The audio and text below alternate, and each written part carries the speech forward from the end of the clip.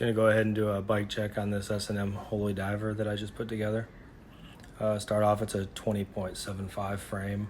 It was raw when I got it, and had that powder coated by Van Camp's powder coating in Beaufort, South Carolina. Turned that gold color when we heated it up, and we just did a gloss clear over it. Turned out really good. Put decals on both sides of the down tube. Got some Pitchfork XLTs on there. An Enduro V2 stem and 58 millimeter. Set of 9-inch foo bars. I think they were 9-inch. Got that leather S&M pad. Set of Reynolds grips on there. Tech 77 lock and lever. Wanted to run with some gold since the frame turned that color. Also got a gold Eastern headset and gold S&M compression bolt.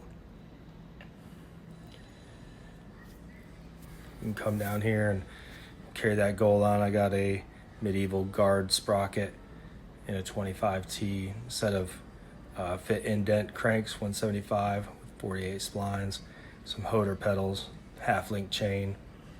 Back to that gold right there. You got those Diacomp ombres in gold.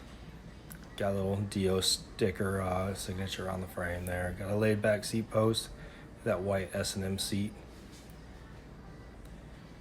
Go back here to the back wheels. What started it all is I had this E-Clat E440 wheel with a seismic hub. That seismic cassette sounds really good. Some Colt tires, gum tires, stolen Rampage front wheel, and polished. Come over here and you can see I'm running the Odyssey M pegs, 4-inch pegs on the left front and back. Overall, I'm really pumped about the bike. It turned out super cool. Looks good, rides really good.